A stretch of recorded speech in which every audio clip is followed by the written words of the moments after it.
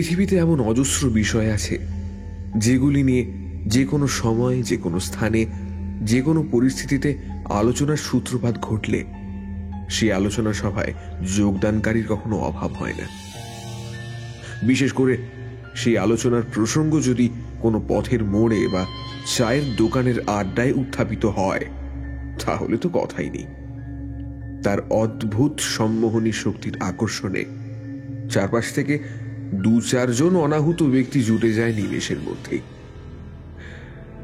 আর এমনই একটি সর্বাধিক চিত্তাকর্ষক তথা আমাদের শিরায় উপশিরায় প্রবল আলোড়ন সৃষ্টি করা বিষয়বস্তুটি হল ভূত।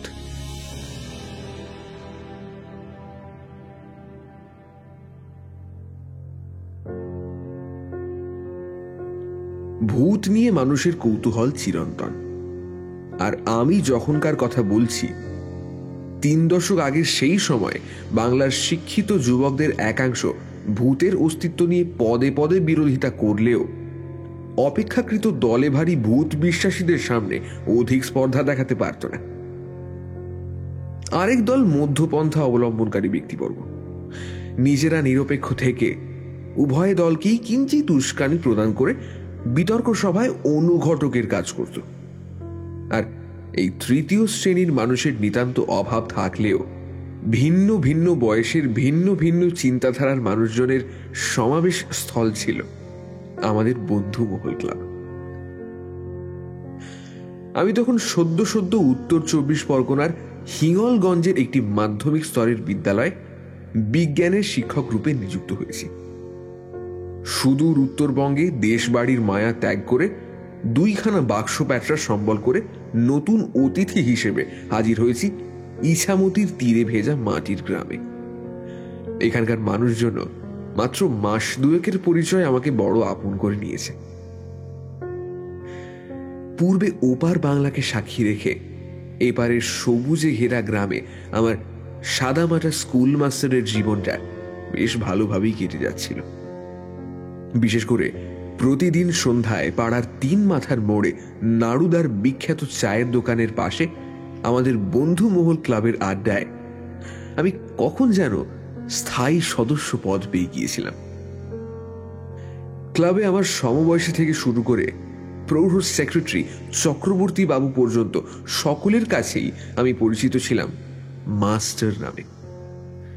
গ্রামের সবজি বাজার থেকে শুরু করে হিঙ্গলগঞ্জের কালীবাড়ি পর্যন্ত সকলেই আমাকে চিনত ওই মাস্টার নামে।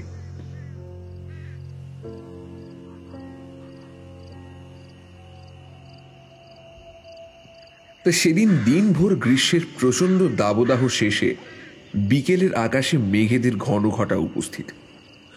তাই ঘর থেকে বেরোনোর সময় ছাতাটা খুঁজতে গিয়ে ক্লাবে পৌঁছতে একটু দেরি হয়ে গিয়েছিল।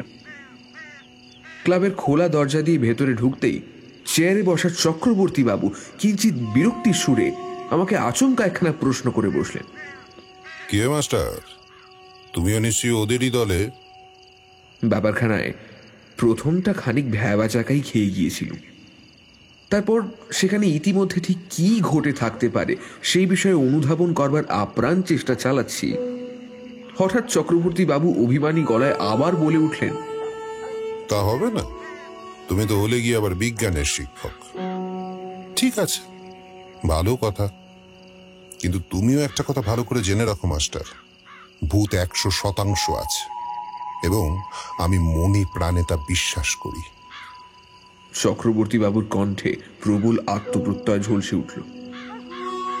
আর ঘরের ঠিক কেন্দ্রবিন্দুতে অবস্থিত বড় টেবিলটার ওপাশের সারিতে বসে থাকা মণ্ডলবাবু, সরকারবাবু আর ঘোষাল জেঠু সমবেতভাবে নিজেদের মাথাগুলো ওপর নিচ করে সমর্থন জানালেন। অন্যদিন হলে এতক্ষণে 4 বৃদ্ধ মিলে সমগ্র টেবিলটা জুড়ে তাসের পাতা বিছিয়ে বসে পড়তেন, কিন্তু আজ সেই টেবিল একেবারে শূন্য। এদিকে পরিমলদা বা হরিদা কেউই আজ ক্যারাম ছুঁয়েও দেখেন, ফলে ক্লাব ঘরের পরিচিত শোরগোলে পরিবেশটা আজ নেই। পাড়ায় অত্যন্ত ডাকাবুকো হিসেবে খ্যাত আমার সমবয়সী যুবক ফটিক পর্যন্ত ঘরের একটা কোণে বসে চুপচাপ বিড়ির ধোঁয়া ছেড়ে যাচ্ছে। হরিদা এতক্ষণ ঘরময় পায়চারি করছিল, এইবার প্যান্টের পকেট থেকে খৈনির ডিবেটা বের করতে করতে ঘরের সাময়িক নীরবতা ভঙ্গ করে চক্রবর্তী বাবুকে উদ্দেশ্য করে বলে উঠল, তা বেশ, তো ভূত যখন আছেই তো প্রমাণ দিন, তাহলেই সব ল্যাটা চুকে গেল। এই ভর সন্ধেবেলায় এত লোকের কোলাহলের মাঝে কি আর ভূত থাকে হরি? থাকে না। প্রতিবাদের সুরে উত্তরটা ভেসে আসলো ঘোষাল জেঠুর মুখ থেকে। ভূত দেখবে তো মাঝরাতে একবার শ্মশান ঘাটে একা বেরিয়ে এসো না। বেশ, তাহলে আপনিও আমার সাথে চলুন, আজ রাতেই যাওয়া যাক। কারণ আমি একা শ্মশান ঘাট থেকে ফিরে এসে ভূত দেখিনি বললেও আপনি বিশ্বাস করবেন না। বলবেন হয়তো শ্মশানে না গিয়ে বল খেলার মাঠে গিয়ে বসেছিলাম। টেবিলের ওপারের সারি থেকে এইবার উত্তরটা দিলেন সরকারবাবু। শোনো হরি, তুমি ওই যে বল খেলার মাঠের কথা বললে না, আজ থেকে 25 বছর আগে ওই মাঠের উত্তর পশ্চিম কোণে একটা তাল গাছ ছিল জানো। আমার নিজের শ্বশুর মশাইয়ের ভগ্নিপতি এক সন্ধ্যায় হাটে বেচা কেনা সেরে একা বাড়ি ফেরার পথে ওই তাল গাছের মাথায় সাদা শাড়ি পরা এক মহিলাকে পা দোলাতে দেখেছিলেন। তার 2 পায়ের পাতায় ছিল অদ্ভুতভাবে সম্পূর্ণ উল্টো, অর্থাৎ পেছন দিকে ঘোরানো, আর তাতে ছিল মাত্র 3টে করে আঙুল। সরকারবাবুর কথাগুলো শেষ করে উঠতে পারলেন না।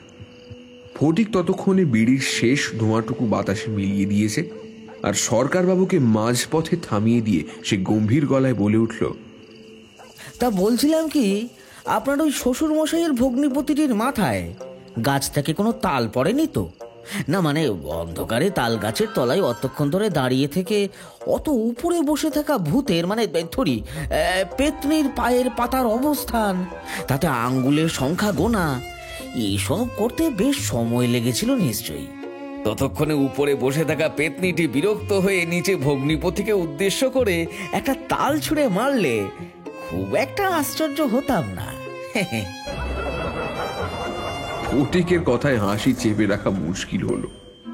ও যে ভূত বা ভগবান কোনোটিতেই বিশ্বাস করে না সেটা পাড়ার সকলেই জানে।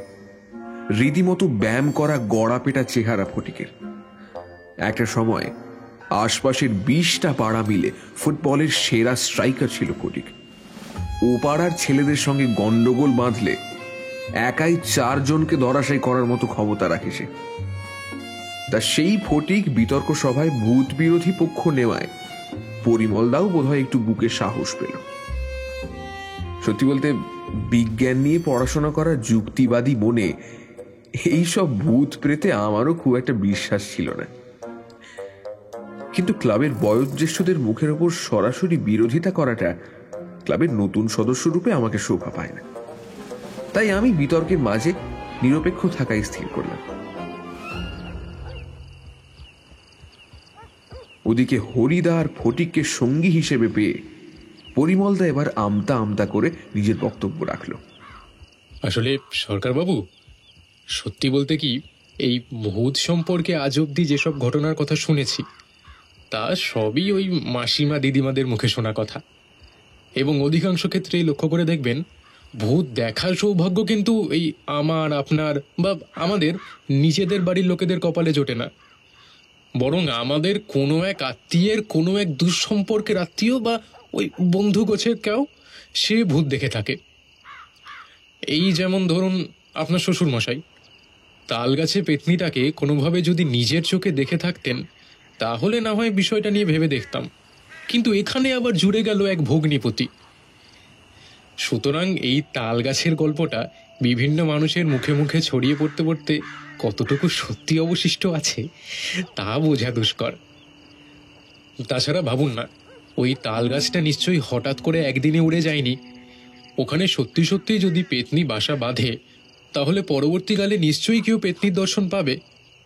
কিন্তু আমি হলপ করে বলতে পারি ওই পেতনিটাকে আর কেউ কখনো দেখেনি, বরং লোকমুখে এ ধরনের ঘটনা একবার প্রচার হয়ে গেলে পুকুর পাড়েও ওই রকম কোনো সাদা শাড়ি পরা মহিলাকে দেখলে লোকে পেতনি বলে চালিয়ে দেবে।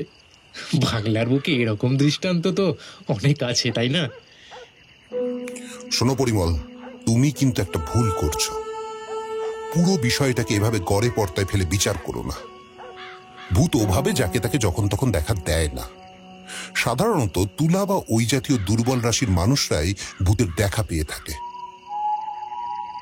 অতঃপর আমার দিকে চেয়ে গলার স্বর খানিকটা নমনীয় করে বললেন, মাস্টার, তুমি তো আসামাত্র চুপ করে বসে আছো, এবার তুমি বরং কিছু বলো। আমি পড়ে গেলাম মহা ফাঁপড়ে। মনে প্রাণে হরিদা পরিমলদাদের যুক্তিবোধকে সম্পূর্ণরূপে সমর্থন করি, কিন্তু প্রবীণদের মুখের ওপর কি বলা উচিত ভেবে কুলকিনারা পাচ্ছি না। এমন সময় ক্লাব ঘরে একটা বড় থালায় বসানো ছোট আকৃতির 8খানা মাটির ভাঁড়ে চা নিয়ে নাড়ুদা প্রবেশ করলো। আমিও যেন হাঁপ ছেড়ে বাঁচলুম। চায়ের মন মাতানোর সুগন্ধে সকলের মন সাময়িকের জন্য অন্যদিকে ঘুরল। চায়ের ভাঁড়গুলো টেবিলের ঠিক মাঝখানে যত্ন করে সাজিয়ে রেখে নাড়ুদা হন হন করে ঘর ছেড়ে বেরিয়ে গেল। যাওয়ার সময় সকলকে সাবধান করে দিয়ে গেল, তাড়াতাড়ি ক্লাব ঘরে তালা ঝুলিয়ে যেন যে যার বাড়িতে ফিরে যায়। বাতাসের গতিক নাকি ভালো নয়, বাইরে ঝোড়ো হাওয়া ইতিমধ্যেই বইতে শুরু করেছে। এরপর যে কোনো মুহূর্তে ঝমঝমিয়ে বৃষ্টি নামবে। নাড়ুদা বেরিয়ে যেতেই মণ্ডলবাবু বললেন, যা বুঝছি তাতে আজ আর তাস বা ক্যারাম কোনোটাই খেলা হবে না। আর নাড়ুদা বলে গেল, তাতে একবার মুষলধারে বৃষ্টি শুরু হলে বেশ কয়েক ঘন্টার জন্য আমরা আটকে যেতে পারি। আমার না হয় একটা স্কুটার আছে, সরকার আর চক্রবর্তীকে নিয়ে বেরিয়ে যেতে পারবো। বাকিদের বাড়িগুলো মোটামুটি একই রাস্তায়, কিন্তু পরিমলের বাড়িটা একটু দূরে আর সম্পূর্ণ অন্যদিকে। তাই বলছিলাম, আজকের আলোচনায় এখানে ইতি টেনে সবাই বাড়ি ফিরে যাবে, নাকি ভূতের অস্তিত্ব নিয়ে একটা ফয়সালা করে তবেই বেরোবে? ক্লাবের পরিবেশের উত্তপ্ততা আঁচ করে মণ্ডলবাবুর দেওয়া পরামর্শের প্রথমটাই আমার কাছে অধিক গ্রহণযোগ্য বলে মনে হলো। ভূত নিয়ে বিতর্কের কোনো শেষ নেই, আর হাজার আলোচনাতেও ওর কোনো মীমাংসা হবে না এটাও জানি। এরপর হয়তো কোনো পক্ষ প্ল্যানচেট করে মৃত ব্যক্তির আত্মাকে আহ্বান জানিয়ে পরখ করে নেওয়ার প্রস্তাব দেবেন। কিন্তু মুশকিল হলো, প্ল্যানচেটে আত্মা এসে টেবিল নাড়িয়ে ঝাঁকিয়ে বা সজোরে চাপড়ে গেলেও আমি সহ ভূত বিরোধী পক্ষের লোকেরা সেটিকে কৃত্রিম কারসাজি বলেই দাবি করবে। ফলে গোলযোগ আরও বাড়বে। অতএব এই বিতর্কের এখানেই পরিসমাপ্তি হওয়া ভালো। তার থেকে বরং গরম চায়ের ভাঁড় নিঃশেষ করে একে একে যে যার বাড়ির দিকে পা বাড়াই, এটাই শ্রেয়। তা ক্লাবের সদস্যদেরকে আমার মতামতটা জানাতে যাব, ঠিক তখনই একটা অপরিচিত এবং অদ্ভুত শুকনো কর্কশ কণ্ঠস্বর শুনে আমি থমকে দাঁড়িয়ে গেলাম। বাবুরা অনুমতি দিলে একটু ভিতরে আসতে পারি? এতক্ষণ বারান্দাতেই বসেছিলুম, কিন্তু এখন বাইরে বৃষ্টির ছাট আসতেছে, তাই বলছিলুম। আগন্তুকের কথা শেষ হওয়া মাত্র ঘরের ভেতরকার বিদ্যুৎ সংযোগ বিচ্ছিন্ন হয়ে গিয়ে জ্বলন্ত হলুদ বাতিটা আচমকা নিভে গেল। ফটিক পকেট থেকে দেশলাই বের করে চটপট দুটো মোমবাতি ধরিয়ে দিল। সেই আলোয় শব্দের উৎসস্থল অনুসরণ করে সকলে দরজার দিকে চেয়ে দেখলাম। বাইরে নিকষ কালো অন্ধকারের বুক চিরে হঠাৎ ক্লাব ঘরের দরজায় কোথা থেকে এসে হাজির হয়েছে অজস্র দাড়ি গোঁফ সম্বলিত এক বৃদ্ধ। মোমবাতির অস্পষ্ট আলোয় তার গায়ের রং স্পষ্ট বোঝা যাচ্ছে না, তবে চেহারাটা বড়ই শুকনো। বেশ কয়েকদিন যাবৎ হয়তো পেটেও কিছু পড়েনি। পরনে একটা আলখাল্লা মতো মলিন পোশাক, সেটিরও শতচ্ছিন্ন হতদরিদ্র অবস্থা। ক্লাবের সেক্রেটারি চক্রবর্তী বাবু বৃদ্ধকে ভেতরে আসার জন্য ইশারা করলেন। বৃদ্ধ বাইরের দরজার আড়ালে একটু নিচু হয়ে বসল। তারপর একটা বড় কাপড়ে ঢাকা ঝুড়ি তুলে নিয়ে ধীর পায়ে ভেতরে এসে কৃতজ্ঞতা জানিয়ে মেঝেতে বসে পড়ল। কাছে আসতে বৃদ্ধের মুখটা অনেকখানি স্পষ্ট দেখা গেল। শুকনো খটখটে চোয়ালযুক্ত মুখ, চোখগুলো যেন কোটরে ঢুকে রয়েছে, তবে সে চোখের দৃষ্টি বড় করুণ। বৃদ্ধের নাকের ঠিক বাম দিকে শোভা পাচ্ছে একটা আঁচিল।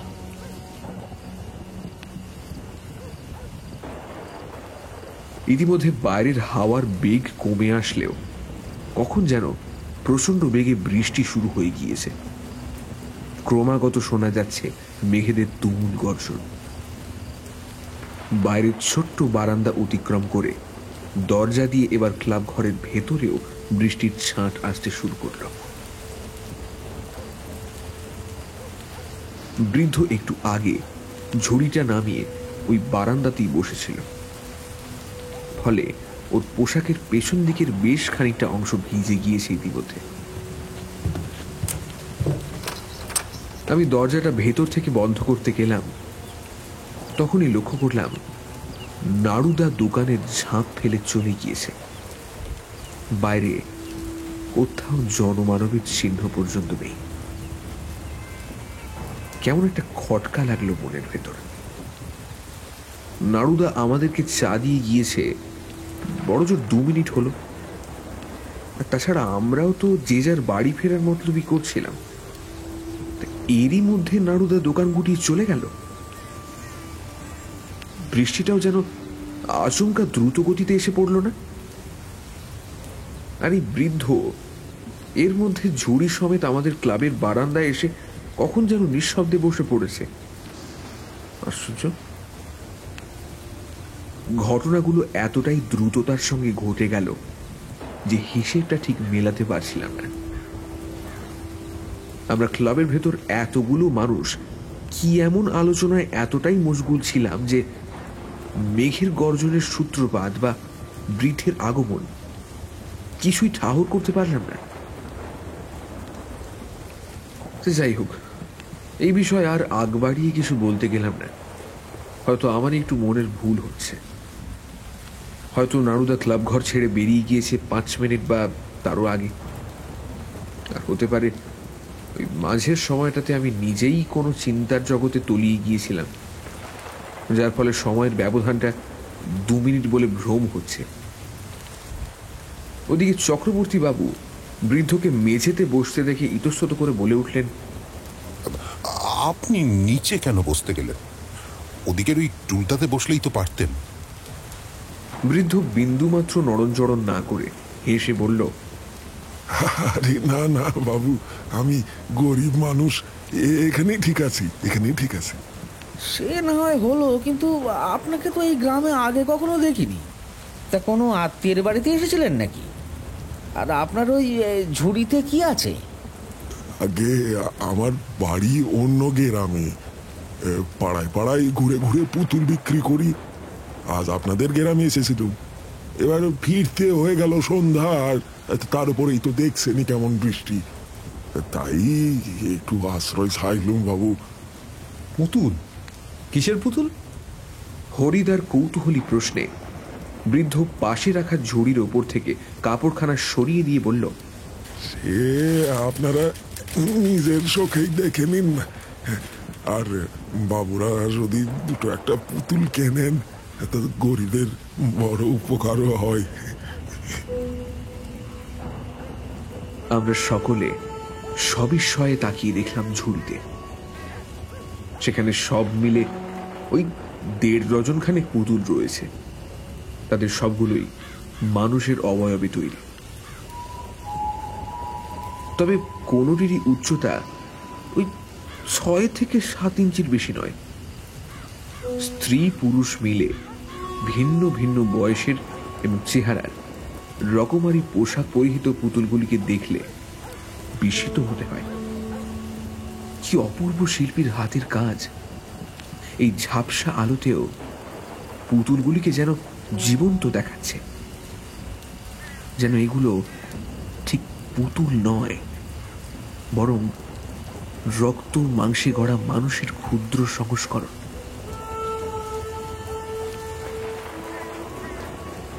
পরিমলদার ঝুড়ি থেকে বেছে বেছে একটা মেয়ে পুতুল হাতে তুলে নিয়ে নেড়ে চেড়ে দেখে বলল, বাহ, এই পুতুলটা তো বেশ, কিন্তু এটা কি দিয়ে তৈরি? মানে হাত পাগুলো তো অবিকল মানুষের মতো মনে হচ্ছে, আর পায়ে আবার সুন্দর নুপুর পরানো। এই পুতুল কি আপনি বানিয়েছেন? হো হো করে হেসে উঠল বৃদ্ধ। কি যে বলেন বাবু, আমি বানাবো এই পুতুল? তাহলেই হয়েছে। এই সব পুতুল হলো গিয়া পুতুল বাড়ির। আর আপনার হাতের পুতুলটা তো স্বয়ং আমাদের মণিমার নিজের হাতে তৈরি। হ্যাঁ, পুতুল বাড়ি? সেটা আবার কোথায়? আর কি বললেন যেন, মণিমা? মণিমাটাকে বাড়ির মালকিন নাকি? আগে পুতুল বাড়ি হলো গিয়া এখান থেকে অনেক দূরে মল্লিকপুর বলে এক গ্রামে। আর মালকিন বলতে পারেন, তবে মণিমা প্রায় আমার নাতনির বয়সী। ওই তো ওই আপনার হাতে ধরা পুতুলটা, ওইটা আমার নিজের নাতনি মিলির। ও, সে যাই হোক, এই পুতুলটা আমি নেব। আমার একটা 4 বছরের মেয়ে আছে, এটা পেলে খুব খুশি হবে। এটার কত দাম দিতে হবে? মাফ করবেন বাবু, ওই পুতুল বিক্রি হবে না। মানে বিক্রি হবে না মানে কি? আমি তো বললাম আমি নেব, যা দাম লাগবে দেবো আমি। দামের কথা নয় বাবু, ওই যে বললুম না, ওই পুতুলটা আমার নাতনি মিলির পুতুল। ও সব সময় আমার সঙ্গে থাকে, ওকে আমি কাজ ছাড়া করিনি। আপনি অন্য যে কোনো পুতুল কিনতে পারেন বাবু, কিন্তু ওই পুতুলটা আমি দিতে পারবো না। আর আমি দিলেও আপনি ও জিনিস রাখতে পারবেন না বাবু। বৃদ্ধের কথায় পরিমলদা অত্যন্ত রেগে গেল। ফলে গলার স্বর বেশ খানিকটা চড়িয়ে জিজ্ঞাসা করল, কি রাখতে পারবো না মানে এটা কি? এই গ্রামে আমার পাকা বাড়ি আছে, সেখানে জায়গার কোনো অভাব নেই। আপনার পুতুল আমি রাখতে পারবো না মানে? আপনি আমার কথাটা ঠিক বুঝতে পারেননি বাবু। ওই পুতুলটা আমার নিজের নাতনি আছে, ওকে আপনি বাড়িতে রাখবেন কি করে? ও ঠিক আমার পিছু নেবে। ওই যে দেখছেন না, দেখেন দেখেন দেখেন, আপনার হাতের মধ্যে থেকে কেমন করে আমার মুখের দিকে চাইছে, দেখেন। আমি পরিমলদার হাতের পুতুলটার দিকে ভালো করে লক্ষ্য করলাম। পুতুলটার মাথার 2 দিকে রঙিন ফিতে সহযোগে দুটো ছোট্ট বিনুনি বাঁধা, টকটকে লাল রঙের ফ্রক পরা। পুতুলটা সত্যিই কেমন যেন করুণ দৃষ্টি নিয়ে বৃদ্ধের দিকে তাকিয়ে রয়েছে। বৃদ্ধকে সে যেন কিছু বলতে চায়। আমার কেন জানি না মনে হলো একটু আগে পর্যন্ত পুতুলটার মুখে সুন্দর একটা খুশির আভা লেগেছিল। ওর চোখে মুখে হঠাৎ এই ভাবের পরিবর্তনটা যে ঠিক কখন ঘটল লক্ষ্য করিনি।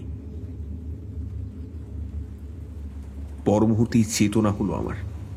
ধুর, কি সব আবল তাবল ভাবছি আমি।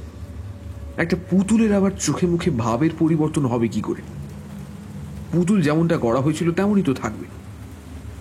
আসলে শিল্পীর অসাধারণ শিল্প নৈপুণ্যে অদ্ভুত এক সম্মোহনী শক্তি রয়েছে পুতুলটার মধ্যে। কিছুক্ষণ ওর মুখের দিকে তাকিয়ে থাকলে মনে হয় ও যেন ওর স্থির দৃষ্টি দিয়ে আমার মনের ভেতরের সমস্তটা পড়ে ফেলতে পারবে। কি জলজলে আর জীবন্ত ও চোখ দুটো! সত্যি শিল্পীর তারিফ করতে হয়। তো যাই হোক, ওদিকে পরিমলদা জেদ ধরে বসে আছে, ওর ওই পুতুলটাই চাই।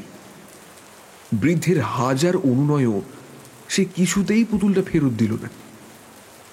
আমরা সকলেই জানি বাড়িতে পরিমলদার একখানা মা মরার ছোট্ট মেয়ে আছে।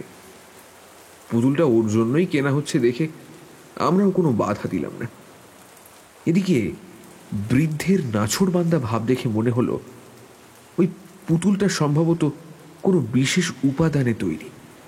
তাই বৃদ্ধ ওটার জন্য অনেক বেশি দাম হাঁকতে চাইছে। কিন্তু আমাদের সকলকে অবাক করে দিয়ে বৃদ্ধ শেষ পর্যন্ত পুতুলটার জন্য কোনো দামই নিল না। বাইরের বৃষ্টি ইতিমধ্যে অনেকটাই ধরে এসেছিল। বৃদ্ধ তার পুতুল সমেত ঝুড়িটাকে যত্ন করে কাপড় ঢাকা দিয়ে অভিমানী বুকে ক্লাব ঘরের দরজা ঠেলে বেরিয়ে গেল। আর খোলা দরজা দিয়ে বেরোনোর সময় সে বারবার সাবধান করে গেল তার নাতনিকে যেন পুতুল বাড়িতে সযত্নে ফেরত দিয়ে আসা হয়। বৃদ্ধের এই অদ্ভুত আচরণে আমরা সবাই স্তম্ভিত হলাম। সরকারবাবু আর ঘোষাল জেঠুর বৃদ্ধকে দেখে কেমন যেন সন্দেহ মতো হয়েছিল। তাঁদের মতে পরিমলদা পুতুলটা না নিলেই ভালো করত। আমার অবশ্য সমগ্র বিষয়টাকে বৃদ্ধের নিছক খামখেয়ালিপনা বলেই মনে হয়েছিল। কিন্তু আমার সেই ভুলটা ভাঙল দিন দুয়েকের মধ্যেই।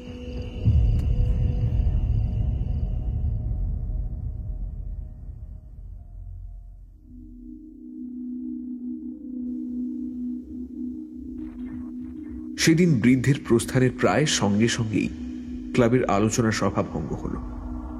পরের দিন আবার যথাসময়ে আমরা সকলে আবার ক্লাবে এসে হাজির। যে 3 জন সদস্য আগের দিনের আড্ডায় অনুপস্থিত ছিল তাদেরকে গতকাল সন্ধ্যার ঘটনাবলীর পুঙ্খানুপুঙ্খ বর্ণনা দেওয়া হল। সরকারবাবুর গতকালের থমথমে ভাবটা এখনো কাটেনি। আজ ক্লাবে আসার পথে নাকি পাড়ার বেশ কয়েকজনকে তিনি জিজ্ঞাসাবাদ করেছিলেন, আর তাদের থেকেই জানতে পেরেছেন গতকাল বিকেলে পাড়ার রাস্তায় কোনো বয়স্ক পুতুল বিক্রেতাকে ঝুড়ি মাথায় হেঁটে যেতে দেখা যায়নি। সেটা অবশ্য অত্যাশ্চর্য কিছু নয়। ক্লাবের বারান্দায় বৃদ্ধের আবির্ভাব ঘটেছিল প্রবল ঝড়ঝঞ্ঝা আর বৃষ্টির মাঝে। তখন সাধারণ মানুষ বাড়ির দিকে ছুট লাগাবে নাকি কে ঝুড়ি মাথায় পুতুল নিয়ে দৌড়চ্ছে সেই দিকে নজর দেবে? তবু যেন গভীর চিন্তাচ্ছন্ন ভাবটা কিছুতেই যাচ্ছে না সরকারবাবু। অথচ তিনি মুখে কিছু বললেন না। বলা বাহুল্য, এই মুহূর্তে আমরা যার জন্য অধীর আগ্রহে অপেক্ষা করছি সে হলো আমাদের পরিমলদা। পুতুলটার মধ্যে কোনো অস্বাভাবিকত্ব লক্ষ্য করা গিয়েছে কিনা সেইটা না জানা পর্যন্ত প্রবীণদের কারোর মনেই শান্তি নেই।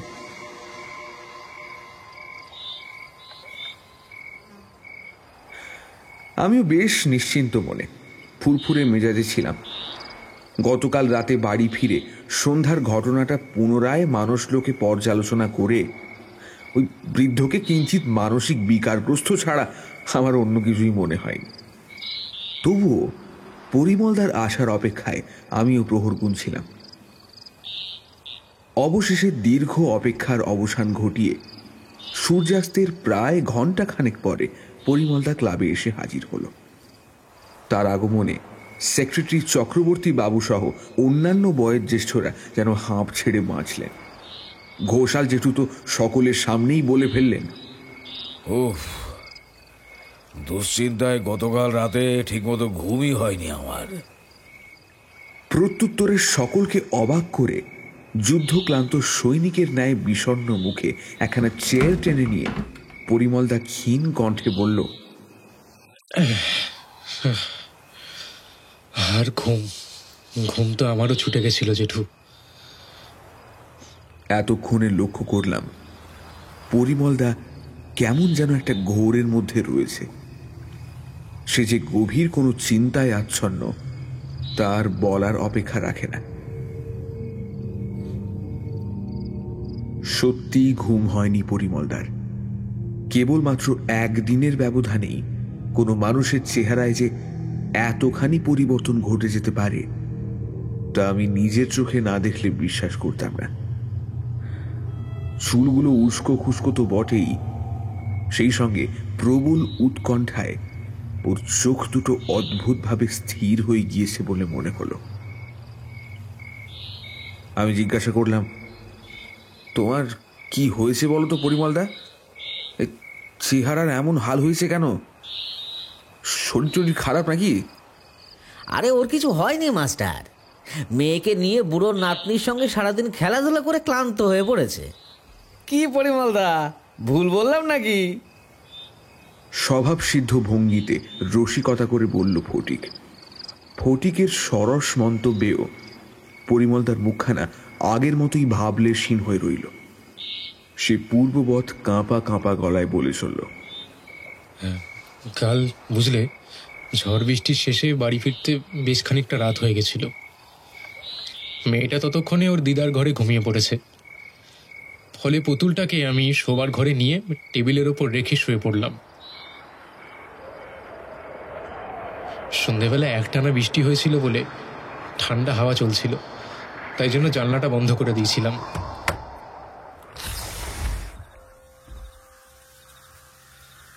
রাতে ঘড়িতে কটা বাজে জানি না, হঠাৎ একটা মৃদু আওয়াজে আমার ঘুমটা ভেঙে গেল।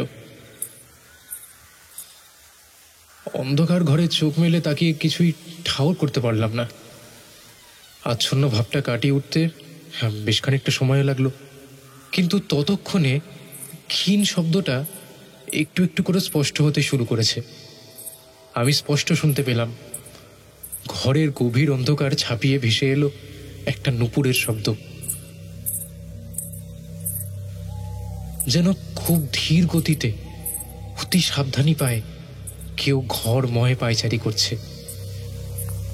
অথচ আমার পরিষ্কার মনে আছে, শোবার আগে আমি নিজের হাতে ঘরের দরজা জানলা ভিতর থেকে বন্ধ করে দিয়েছিলাম।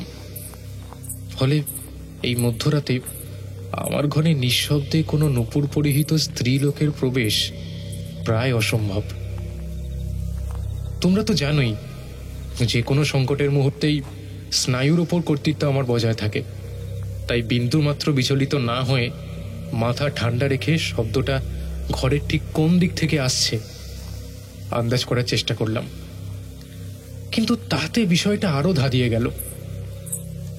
নুপুরের রুনুঝুনু শব্দটা কখনো মনে হচ্ছে বিছানার বাম দিক থেকে আসছে, আবার কখনো মনে হচ্ছে ডান দিক থেকে আসছে, আবার কখনো পায়ের দিক থেকে আসছে। যেন চক্রাকারে কেউ আমাকে খেলার ছলে ক্রমাগত প্রদক্ষিণ করে চলেছে। তবে তা অত্যন্ত ছোট এবং ধীর পদক্ষেপ। আমি গভীর মনোযোগ সহকারে শব্দটা শুনতে লাগলাম। শেষবারের জন্য শব্দটা গিয়ে থামলো আমার বিছানার ঠিক নিচে। তারপর সব চুপ। বাইরে বাগানের ঝিঝি পোকার ডাক ছাড়া আর কিছুই শোনা যায় না। জানো, আমার সমগ্র শরীর প্রথমবার এক অজানা আতঙ্কে কেঁপে উঠল। এত রাতে কে এলো আমার ঘরে? কি চায় সে? সে কি এই গভীর অন্ধকারেও আমাকে দেখতে পাচ্ছে? হঠাৎ মনে পড়ল, আমাদের পাড়ায় লোডশেডিং এর অত্যাধিক সমস্যা থাকার জন্য রাতে আমার মাথার বালিশের কাছে ছোট একটা টর্চ সবসময় রাখা থাকে। কথাটা মনে পড়তেই মাথার দুপাশে প্রাণপণে হাতড়াতে লাগলাম, কিন্তু কোথাও টর্চ পাওয়া গেল না। ওদিকে নুপুরের শব্দটা বন্ধ হয়েছে কয়েক সেকেন্ড হলো। নিশ্ছিদ্র অন্ধকারের মাঝে কেউ তখন এমনই নিঃশব্দে বিরাজ করছে যে মেঝেতে একটা সামান্য পিন পড়লেও শব্দ পাওয়া যাবে। আমি উপলব্ধি করলাম আমার সারা শরীর ঘামতে শুরু করেছে, ঘন ঘন নিঃশ্বাস পড়ছে। এখনই একবার ঘরের জানলা না খুলে দিলে, কিন্তু ঘরের জানলাটাই বা কোন দিকে? সব যেন গুলিয়ে যাচ্ছে আমার।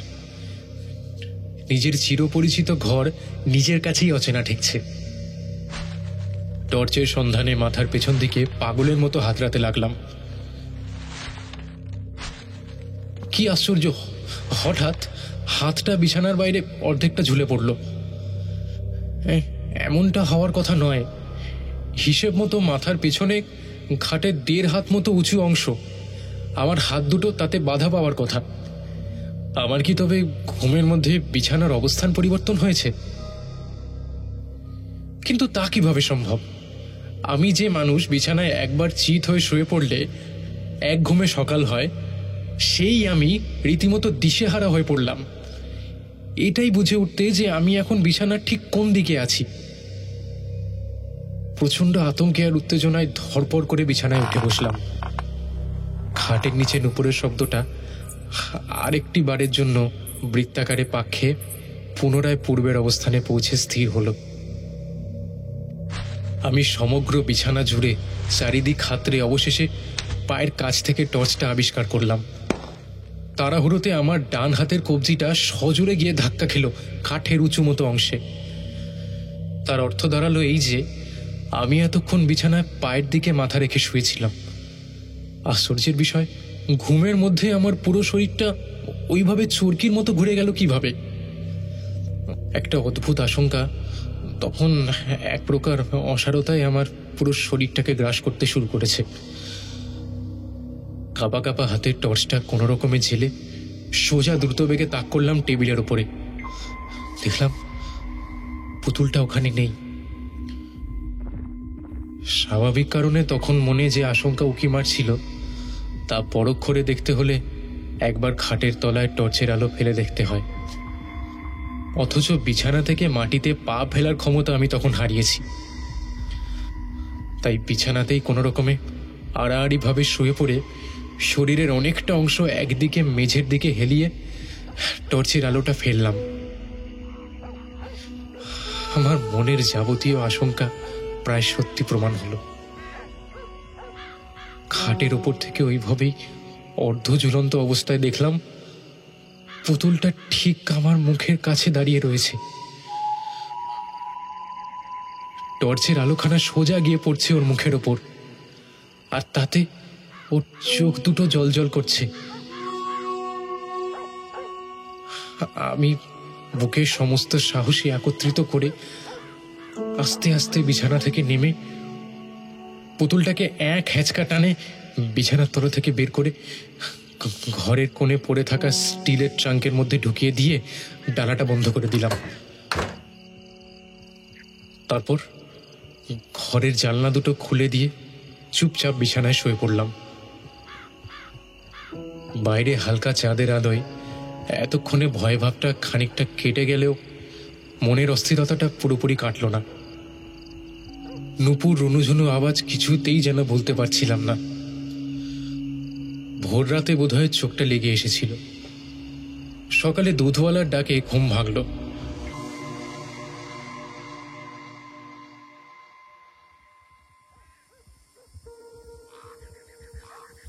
বিছানা থেকে উঠে ট্রাঙ্কের ডালা খুলে দেখলাম পুতুলটা যথাস্থানেই আছে, শুধু ওর চোখ মুখে একটা অদ্ভুত পরিবর্তন ঘটে গেছে। দেখে মনে হলো ও আমার দিকে তাকিয়ে হাসছে, যেন রাতের ঘটনায় খুব আনন্দ পেয়েছে ও। দিনের সূর্যালোকের মাঝেও আমার হাত পাগুলো যেন ঠান্ডা হয়ে এলো। মনে মনে ঠিক করলাম কোনোভাবেই মেয়েটাকে পুতুলটা দেখানো যাবে না। সারাদিন ওকে ট্রাঙ্ক থেকে বের করলাম না। ঈশ্বরের অশেষ করুণা, আর কোনো অসুবিধা হয়নি।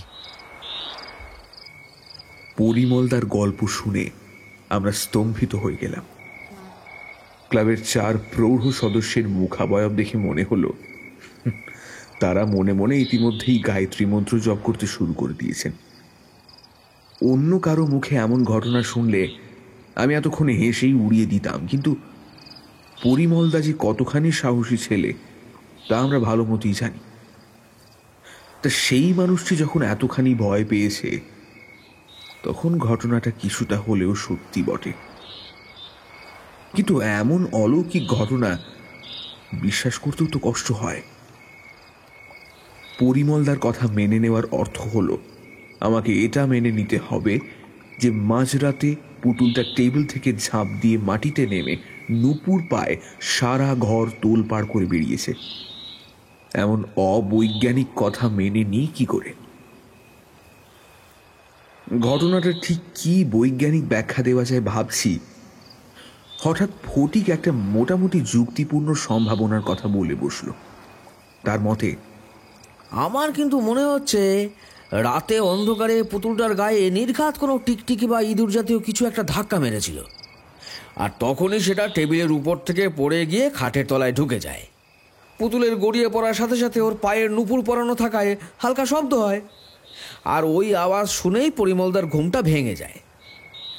তারপরের ঘটনাগুলো পরিমলদার নিছকই ভ্রম। একা অন্ধকার ঘরে মনের ভিতরে ভয়ের সঞ্চার হওয়ায় পরিমলদার হয়তো মনে হয়েছে সে বারবার নূপুরের শব্দ শুনতে পাচ্ছে। আসলে ওসব কিছু নয়। সপ্রসন্ন দৃষ্টিতে ফটিকের মুখের দিকে তাকালো পরিমলদা। ফটিকের কথায় সরকারবাবু বা ঘোষাল জেঠু কেউই আশ্বস্ত হতে পারলেন না।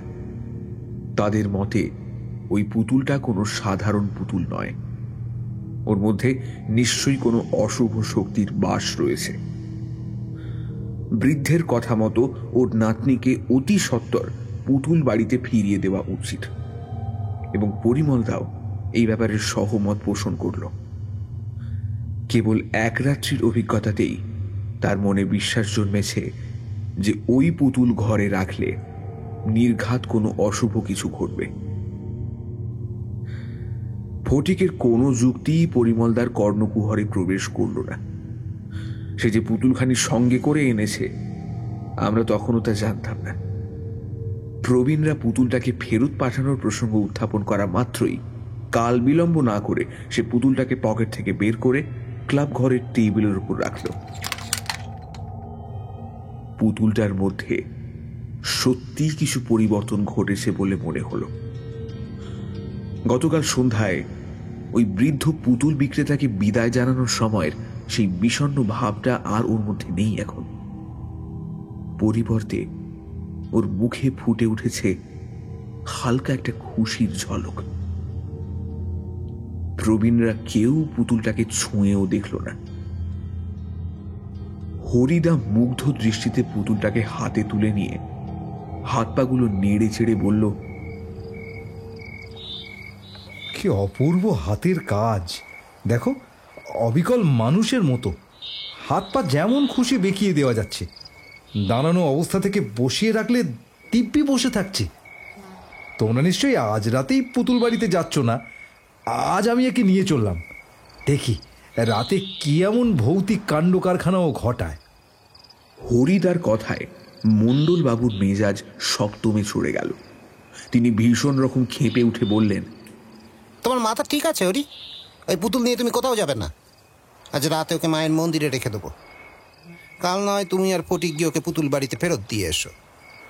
হরিদা ওদিকে নাছোড়বান্দা। এক রাতের জন্য পুতুলটাকে নিজের বাড়িতে নিয়ে গিয়ে পরখ করে না দেখে সে কিছুতেই মানবে না।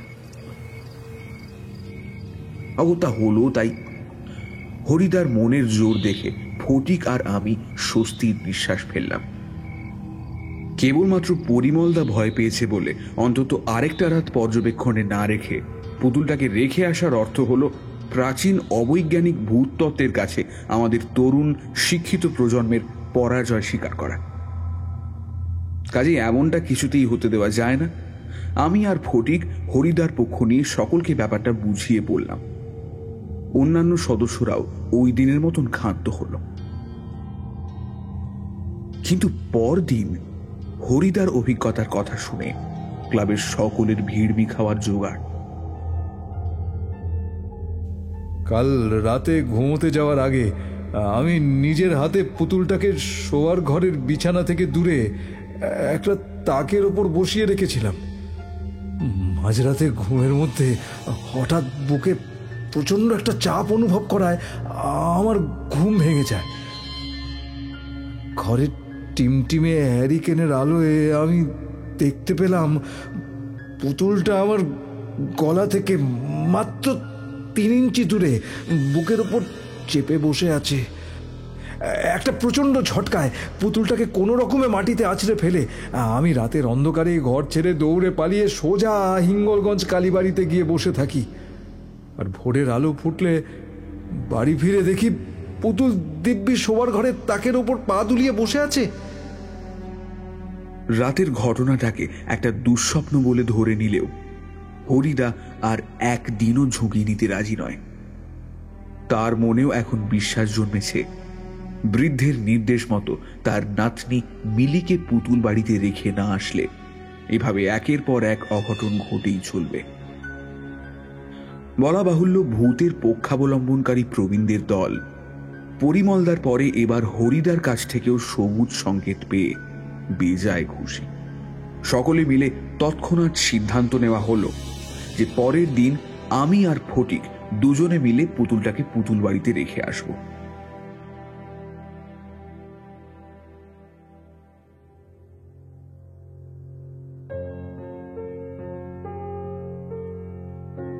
পরের দিন দুপুরের আহার আদি সেরে ফটিককে সঙ্গে নিয়ে আমি রওনা দিলাম মল্লিকপুরের পুতুল বাড়ির উদ্দেশ্যে। আমি উত্তর 24 পরগনাতে বাস করছি মাত্র 2 মাস হলো, ফলে হিঙ্গলগঞ্জের বাইরে পথঘাট কিছুই চিনি না।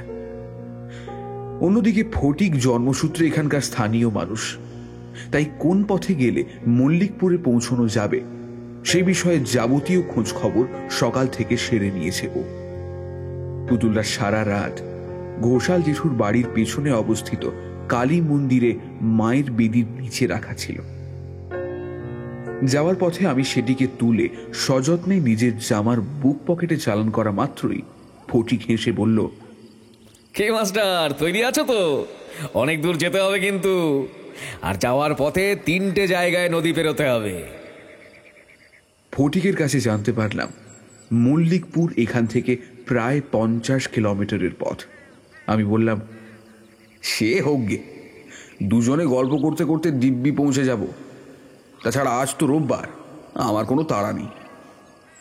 আমার উত্তর শুনে ফটিক খুশি হলো।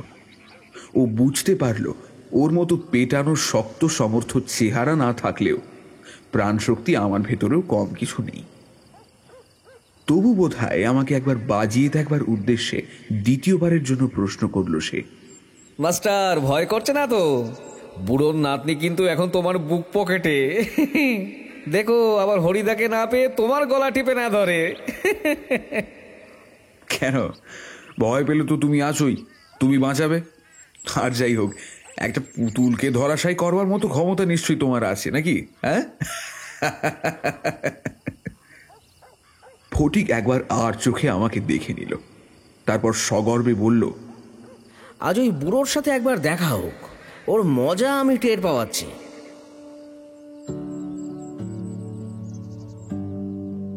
দেখতে দেখতে আমরা কখনো নদী পথে, আবার কখনো স্থল পথে রামেশ্বরপুর, হাসনাবাদ, বসিরহাট হয়ে আতুরিয়া গ্রামে পৌঁছলাম।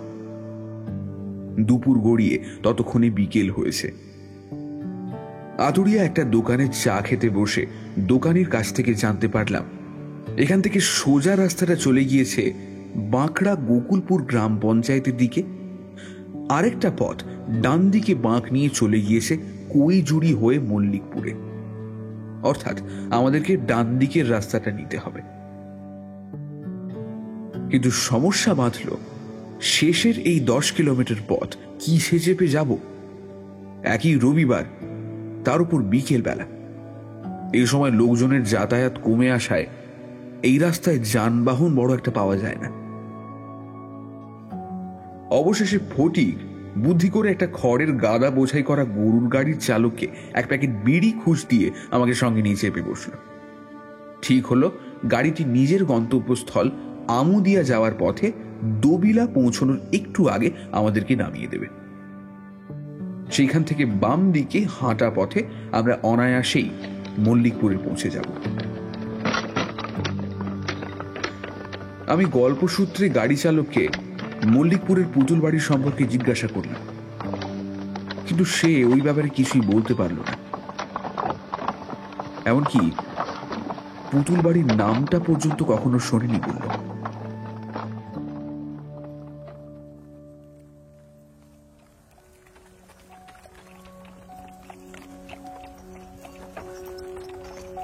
যথাসময়ে আমাদেরকে নির্দিষ্ট পথের বাঁকে নামিয়ে দিয়ে গরুর গাড়িটি সোজা পথে চলে গেল।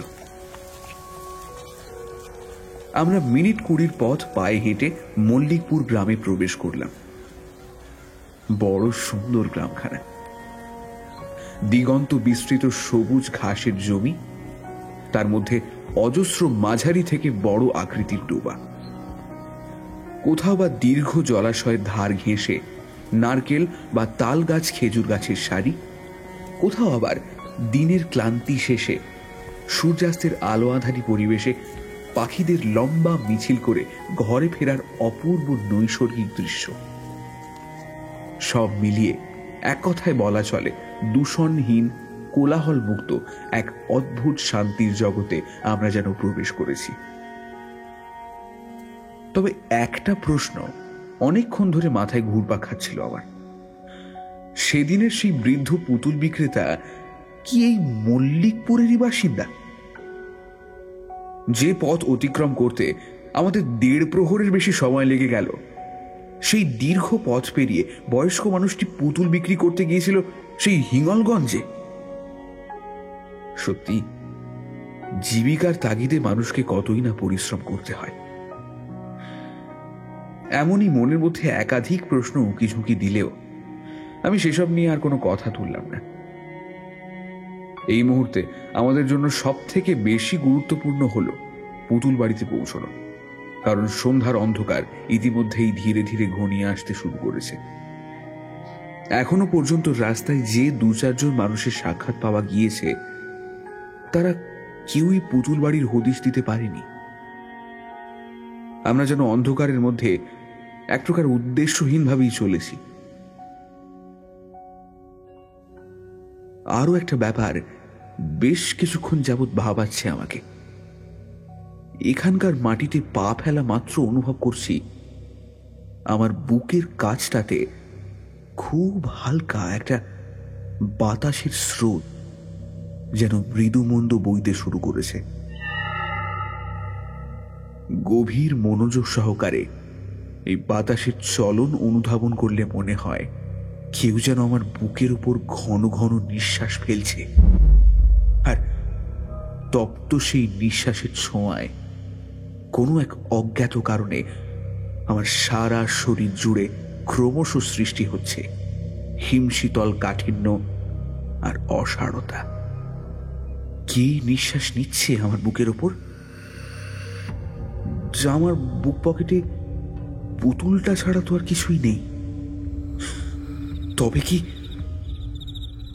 ও মাস্টার, ওই দেখো দূরে একটা বাড়িতে টিম করে আলো জ্বলছে। তুমি একবার গিয়ে জেনে এসো তো ওখানে কেউ পুতুল বাড়ির খোঁজ জানে কিনা।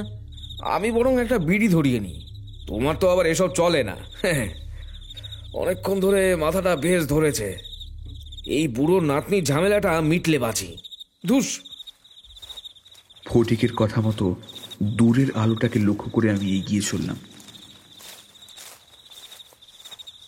টিমটিমে আলোটার কাছাকাছি পৌঁছতে লক্ষ্য করলাম আলোর উৎসস্থল হলো টিনের একটা একচালা ঘরের বারান্দার এক কোণে রাখা একটা হ্যারিকেন। কেরোসিনের অভাবে সংগ্রামশীল আলোকশিখাটি এক প্রকার ধুঁকছে। তার ঠিক পাশেই বসে আছেন ঘন দাড়ি সম্বলিত ওই বছর 60-65 একজন মানুষ।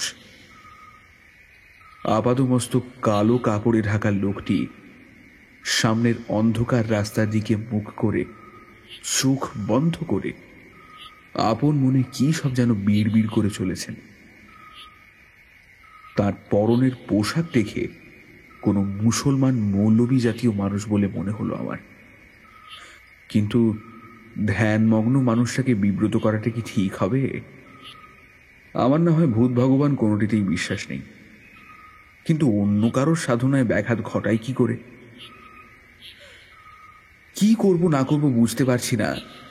হঠাৎ কালো পোশাক পরিহিত ভদ্রলোক চোখ বন্ধ করা অবস্থাতেই বলে উঠলেন, কি ব্যাপার মুকুন্দ, আসতে এত দেরি হলো কেন?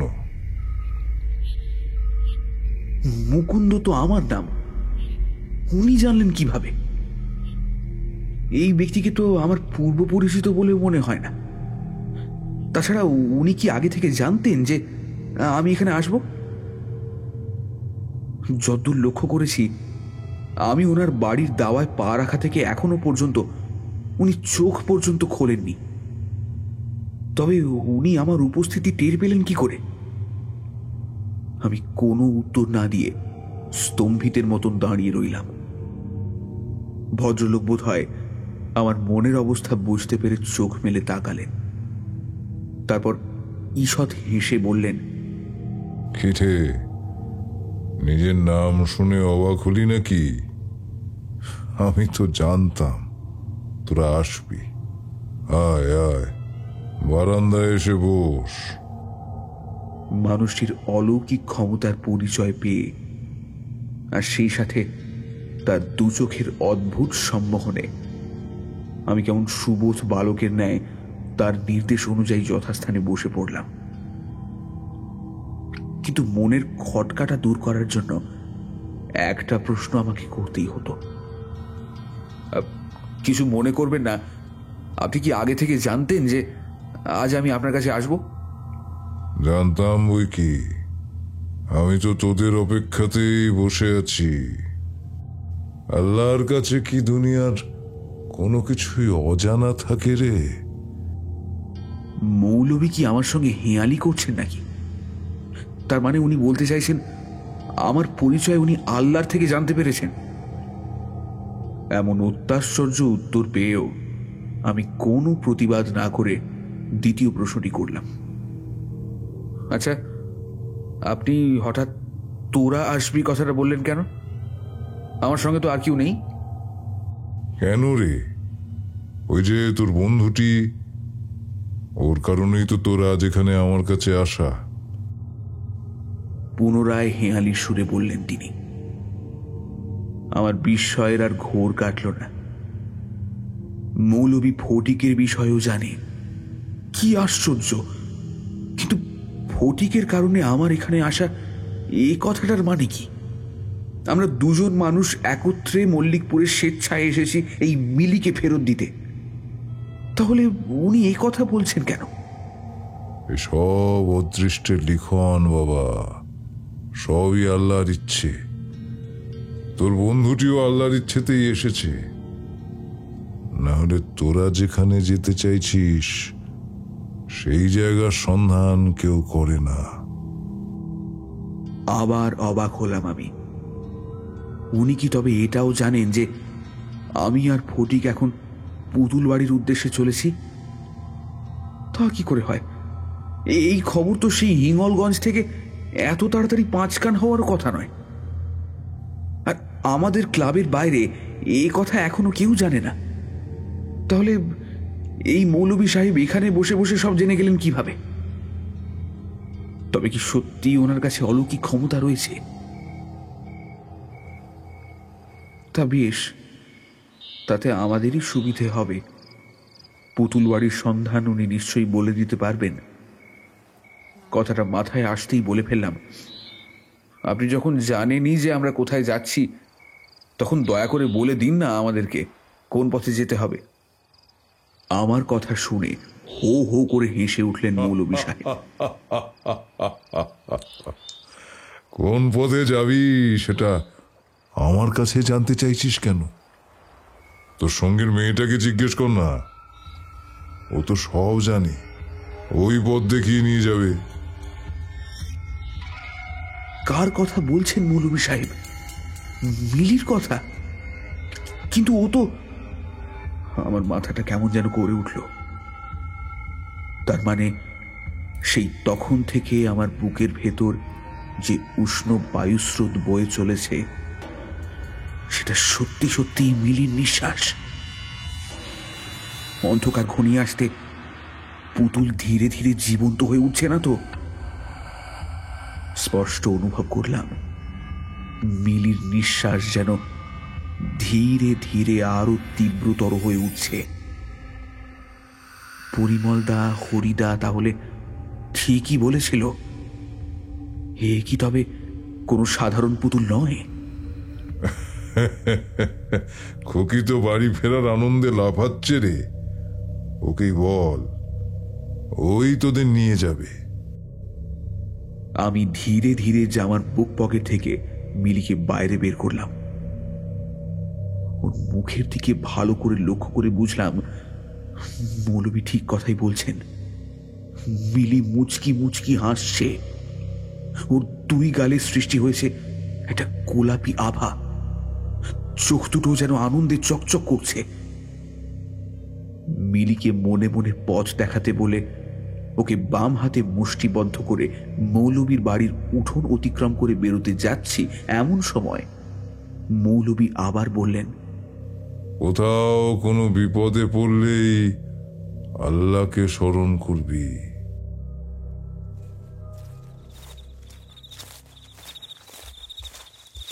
আমি ধীর পায়ে ফটিকের কাছে আসতেই মিলিকে আমার হাতের মুঠোয় দেখে সে বলল, কি ব্যাপার, পুতুলটাকে হঠাৎ করে বের করে আনলে যে? তেমন কিছু না, আসলে এতক্ষণ ধরে পুতুলটা বুক পকেটের ভেতরে ছিল তো একটু অস্বস্তি হচ্ছিল আর কি। তা পুতুল বাড়ির হদিশ পেলে? হ্যাঁ হ্যাঁ হ্যাঁ, আমরা ভুল পথে এসেছি। আপাতত আমাদেরকে পেছন দিকে একটু ফিরে যেতে হবে। মিলির ছোট্ট ছোট্ট আঙুলের প্রবল খোঁচা সেই দিকে ইঙ্গিত করছে। ফটিককে আমি মিলির ব্যাপারে কিচ্ছু বললাম না, বললেও বিশ্বাস করবে না। উপরন্তু বিজ্ঞানের মাস্টার অবৈজ্ঞানিক কথা বলছে দেখে ব্যঙ্গ করবে। আমি তাই চুপচাপ অন্ধকারে মিলির দেখানো পথ ধরে চলতে থাকলাম। ওভাবেই হাতের মুঠোয় আঙুলের খোঁচা খেতে খেতে কখনো বাম দিকে, কখনো ডান দিকে, আবার কখনো শুনশান ক্ষেতের ভেতর দিয়ে দীর্ঘ আলপথ অতিক্রম করে অবশেষে এসে পৌঁছলাম এক বিশাল কায় বাড়ির পাঁচিলের সামনে। এই পর্যন্ত এসে মিলির অঙ্গুলি হেলন বন্ধ হওয়ায় বুঝলাম এইটাই পুতুল বাড়ি।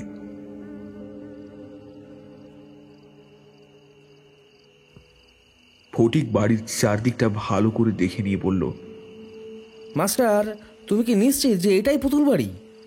আশেপাশটা একবার দেখো, কোথাও কোনো বাড়ি ঘর নেই। আর এটা তো কোনো পুরনো জমিদার বাড়ি বলে মনে হচ্ছে। ওই পুতুল বিক্রি করা হদ্দ বুড়োটা এই পিল্লাই বাড়িতে কেন থাকতে যাবে? ফটিকের প্রশ্ন সংযত মনে হলেও মিলির ওপর সন্দেহ করা চলে না। আমি বেশ আত্মবিশ্বাসের সঙ্গেই বললাম, নিশ্চিত। বেশ, তাহলে ভেতরেই চলো। আমরা পাঁচিলের গায়ের লোহার ফটকটা খুলে অন্ধকারে দুজনে প্রবেশ করলাম। কতদিনের পুরনো বাড়ি কে জানে। বাইরের ফটক থেকে শুরু করে বাড়ির মূল প্রবেশপথ পর্যন্ত ইট পাতা রাস্তায় অসংখ্য গাছের শুকনো পাতা, শিকড় বাকড়, কোথাও বা কাঁটাযুক্ত ডালপালা বিছিয়ে আছে। সেইগুলির ওপর দিয়ে হাঁটার ফলে পায়ের তলায় মড়মড় করে শব্দ হতে থাকল। ফটিক ওর পাঞ্জাবি পকেট থেকে একটা ছোট্ট টর্চ লাইট বের করে সামনের রাস্তার দিকে আলো ফেলে বলল, এটার কথা তো ভুলেই গিয়েছিলাম, ভাগ্যিস বুদ্ধি করে সঙ্গে এনেছিলাম। এখানে যা অবস্থা বুঝছি তাতে ঝোপঝাড় থেকে সাপ বেরিয়ে আসলেও অবাক হব না। ফটিক ঠিকই বলেছে। আকাশে ক্রমহ্রাসমান কৃষ্ণপক্ষের চাঁদ, আর দুদিন পরেই অমাবস্যা। ফলে টর্চের আলো না থাকলে এই এক ফালি চাঁদের আলোয় কাঁটা গাছের ঝোপ পেরোনো মুশকিল হতো। আমরা সাবধানী পায়ে ধীরে ধীরে বাড়ির প্রবেশপথের মূল দরজার সামনে পৌঁছলাম। তিনতলা বাড়িখানা অনেক বছর পুরনো বলেই মনে হলো। পরিচর্যার অভাবে বাড়িটার জরাজীর্ণ দশা হয়েছে। দেওয়ালের বিভিন্ন অংশে ইট পাথরের কঙ্কাল বেরিয়ে এসেছে, তার উপর স্থানে স্থানে আবার শ্যাওলা জমেছে। এমন বাড়িতে কেউ কি করে বসবাস করতে পারে? তাছাড়া বাড়িটাতে কেউ আছে বলেও তো মনে হলো না। চারিদিকে খাঁ খাঁ করছে নিস্তব্ধতা। কেমন যেন একটা গুমোট অস্বস্তিকর পরিবেশ বিরাজ করছে পুরো জায়গাটা জুড়ে।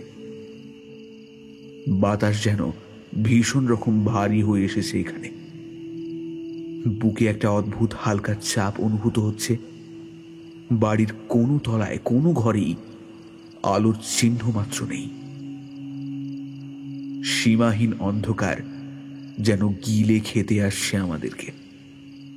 এভাবে অচেনা একটা বাড়ির ভেতরে ঢোকা ঠিক হবে কিনা ভাবছি, এমন সময় ফটিক বলে উঠল, মাস্টার, এখানে দাঁড়িয়ে দাঁড়িয়ে সময় নষ্ট করে লাভ নেই। চলো চলো, বাড়ির ভেতরে যাই। দাদুকে খুঁজে বের করি, নাতনিকে দাদুর কোলে বসাই, তারপর মানে মানে কেটে পড়ি। কথাটা শেষ করেই ফটিক দরজায় 2-3টে টোকা দিল। ভেতর থেকে কোনো সাড়া শব্দ আসছে না দেখে দ্বিতীয়বারের টোকাটা বেশ জোরে দিতেই দরজার পাল্লা দুটো ভিতর দিকে খানিকটা ঢুকে গেল। ভেতরে কেউ কোথাও নেই। ও দাদু, দাদু, তোমার নাতনিকে নিয়ে এসেছি, এসে নিয়ে যাও। কিন্তু কোথায় কে? বার কয়েক ডাকাডাকির পরেও কোনো উত্তর না মেলায় আমরা অবশেষে বাড়ির ভেতরে ঢুকবো বলে মনস্থির করলাম।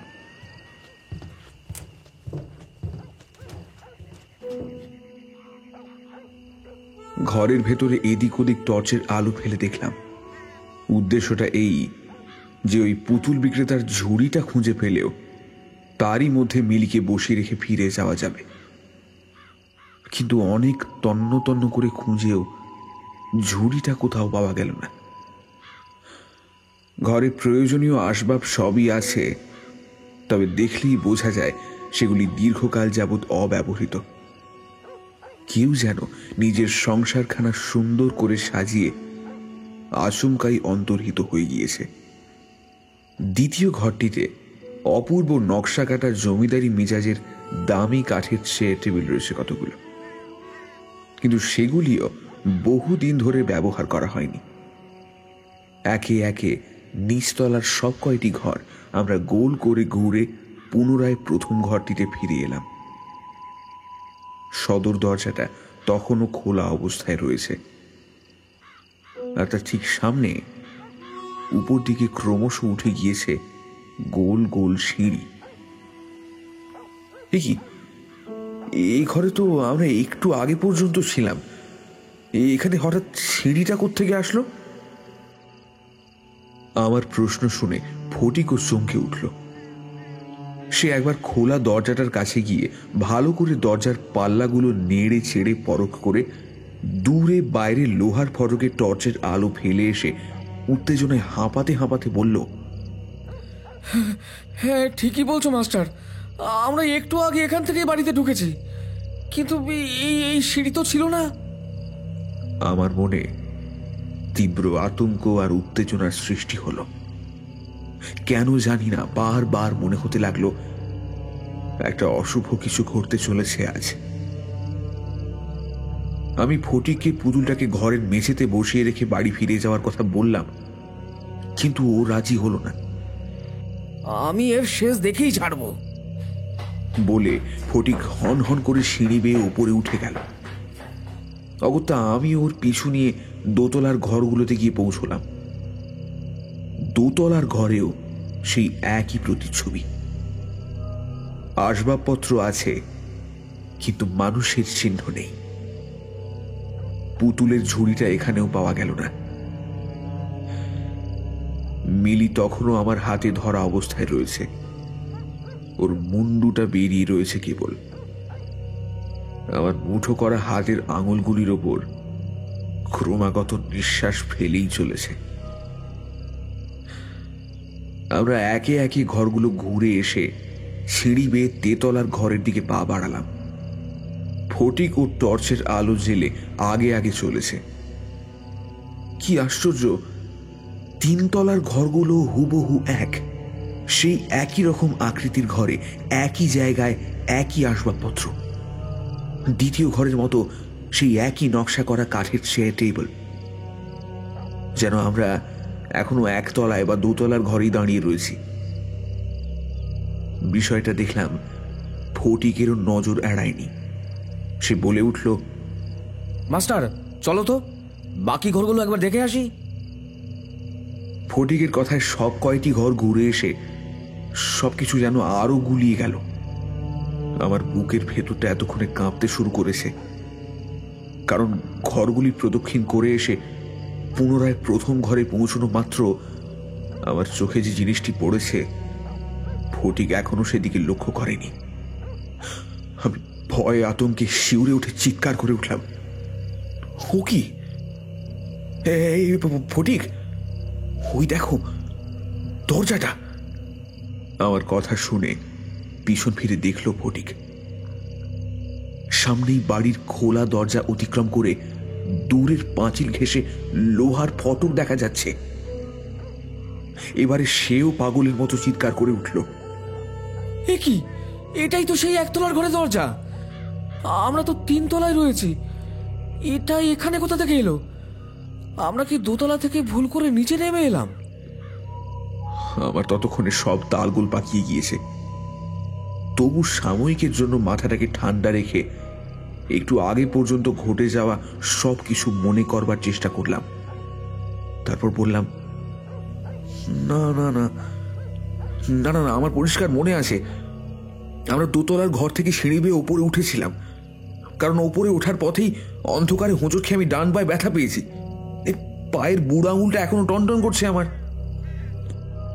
ফটিক আবার পেছনে টর্চের আলো ফেলে চিৎকার করে উঠল, এই দেখো, এটাই তো সেই উপরের সিঁড়ি। তার মানে আমরা ভুল করে নিচে নেমে এসেছি। এবার আমরা মাঝপথে থামবো না, সোজা উপরে উঠেই থামবো। আমার পিছন পিছন এসো মাস্টার, তাড়াতাড়ি। বলেই ফটিক রুদ্ধশ্বাসে সিঁড়ি লক্ষ্য করে দৌড় দিল। ফটিকের ভ্রম হলেও আমি জানি আমার ভুল হয়নি। আমরা 2 তলা থেকে 3 তলাতেই উঠেছিলাম, কিন্তু কোনো এক ভৌতিক উপায় বাড়ির সমগ্র 3 তলার ঘরগুলো যেন 1 তলায় নেমে এসেছে। আমি ফটিককে অনুসরণ করে প্রাণপণে ছুট লাগালাম। আরো একবার সিঁড়িতে পা হড়কাতে বসেছিল, কোন রকমে 2 হাতে দেওয়ালটা সময় মতো ধরে ফেলায় এই যাত্রায় রক্ষে পেলাম। দেওয়াল থেকে হাত দুটো সরিয়ে নিতেই হঠাৎ চেতনা হলো, আমার হাতের মুঠোয় মিলি নেই। সর্বনাশ! একটু আগেও তো আমার বাম হাতের মুঠোয় দিব্যি ধরা ছিল। আমার পা হড়কানোর সময় নিচে পড়ে গেল না তো? আমি সিঁড়ি বেয়ে আবার নিচে নেমে এলাম, কিন্তু অন্ধকারে এদিক ওদিক অনেক হাতড়েও মিলিকে পাওয়া গেল না। সে যেন হঠাৎ হাওয়ায় মিলিয়ে গিয়েছে। ওদিকে ওপর থেকে ফটিকের তীব্র চিৎকার শোনা গেল, মাস্টার তাড়াতাড়ি এসো, দাদুকে পেয়েছি। আমি আর কালক্ষয় না করে চটজলদি ওর শব্দ অনুসরণ করে সিঁড়ি বেয়ে সোজা 3 তলা অতিক্রম করে 4 তলার খোলা ছাদে উঠে আসলাম। কিন্তু কোথায় ফটিক? ফটিক ফটিক কি ফটিক, কোথায় গেলে? এই ফটিক! অনেক ডাকাডাকিতেও ফটিকের কোনো সাড়া শব্দ পেলাম না। চপ বাবা, ফটিক! একটা বিশাল কায়ের ছাদের ওপর দূরে একখানা ঘর মতো দেখা যাচ্ছে কেবল। ফটিক ওই ঘরের মধ্যেই আছে মনে করে দৌড়ে সেই ঘরটার সামনে গিয়ে পৌঁছলাম। আকাশে ক্ষয়িষ্ণু চাঁদের যেটুকুও বা অবশিষ্ট ছিল সেটুকুও মেঘে ঢাকা পড়ে গিয়েছে, ফলে ভালো করে কিছুই দেখা যাচ্ছে না। অন্ধকারে কোনো রকমে ঘরের দেওয়াল হাতড়ে হাতড়ে অবশেষে দরজার হদিশ পাওয়া গেল। ঠিক তখনই মনে হলো ভিতরে কারা যেন ফিস ফিস করে কথা বলছে। ঘরের ভিতরে 1 পা এগোতেই কি একটা ছোট শক্ত মতো জিনিস পায়ে লেগে খানিকটা নড়ে উঠল। আমি মাটিতে হাঁটু গেড়ে বসে জিনিসটা হাতে তুলে নিতেই ওটা ফটিকের ছোট্ট টর্চ লাইটটা। গভীর অন্ধকারে কিঞ্চিত আলোর সন্ধান পেয়ে বুকে খানিক বল এলো আমার। টর্চখানা জ্বালানো মাত্র ঘরের ভেতরের ফিস ফিস আওয়াজটা আচমকাই বন্ধ হয়ে গেল।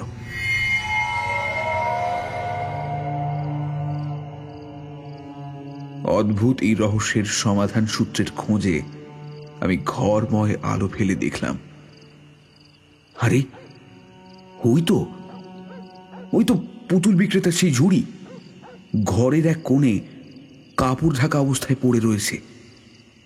আমি ধীরে ধীরে ঝুড়িটার কাছে গিয়ে কাপড়খানা আলতো হাতে সরিয়ে দিলাম। কি আশ্চর্য, সেখানে একটাও পুতুল নেই। স্বাভাবিক কারণেই টর্চটাকে এবার আরো একটু উঁচুতে ধরলাম। ওই তো ঘরের ছাদ থেকে ঝুলছে একের পর এক পুতুল। তাদের গায়ে বিচিত্র রং বেরঙের সব পোশাক। পুতুলগুলির মুখের গড়ন, দেহের আকৃতি কি জীবন্ত! আমি এক এক করে সব কটি পুতুলের গায়ে আলো ফেলে ফেলে এগিয়ে চললাম। শেষের পুতুলটা দেখে আমার হৃদস্পন্দন এক লহমায় থমকে দাঁড়িয়ে গেল। এই পুতুলটা যে মানুষের আদলে তৈরি, সেই মানুষটি আমার পূর্ব পরিচিত। শুকনো দাড়ি গোঁফ সম্বলিত তার মুখ, পরনে আলখাল্লা জাতীয় পোশাক, নাকের বাম দিকে শোভা পাচ্ছে একখানা আঁচিল। এ তো সেই দিনের সেই বৃদ্ধ যে প্রবল ঝড় বৃষ্টির মাঝখানে পুতুল ভর্তি ঝুড়ি মাথায় করে হাজির হয়েছিল আমাদের বন্ধুমহল ক্লাবে। হুবহু সেই বৃদ্ধর আদলে এমন আশ্চর্য পুতুল তৈরি করলো কে? মনে পড়ে গেল বৃদ্ধের নিজের কথা মতো এই অদ্ভুত ক্ষমতা একজনেরই আছে, যে নিজের হাতে বৃদ্ধের নাতনি মিলির পুতুলটা বানিয়েছিল। সে হলো এই পুতুল বাড়ির মণিমা। কিন্তু সেই মানুষটি এখন কোথায়? বৃদ্ধ নিজেই বা কোথায়? আর তার নাতনি, সেই বা কোথায়? চোখের পলকে অদৃশ্য হয়ে যাওয়া মিলির পুতুলখানি বা কোথায়? তবে এই সবের চেয়েও গুরুত্বপূর্ণ প্রশ্নটি হলো, আমার বন্ধু ফটিক, সেই বা বর্তমানে কোথায়? মাথার মধ্যে হাজার খানিক প্রশ্ন ঘুরপা খাচ্ছে। হঠাৎ অন্ধকারের পেছন থেকে আমার ডান দিকের কাঁধে একটা নরম ঠান্ডা হাতের স্পর্শে আমি চমকে উঠলাম। কে? মুহূর্তে পেছনে ঘুরে তাকালাম বটে, কিন্তু ছাদের খোলা দরজাটা ছাড়া আর কিছুই দেখা গেল না। একটা নুপুরের রুনুঝুনু শব্দ দরজাটা ঠিক সামনে থেকে এক ছুটে ওদিকে সিঁড়ি পর্যন্ত গিয়ে মিলিয়ে গেল। আমি কাল বিলম্ব না করে নুপুরের শব্দ অনুসরণ করে দৌড় লাগালাম। তেতলার যে দ্বিতীয় ঘরটায় দামি কাঠের চেয়ারগুলি রাখা থাকে, ঠিক সেইখান থেকে ভেসে আসছে একটি মেয়েলি কণ্ঠস্বর।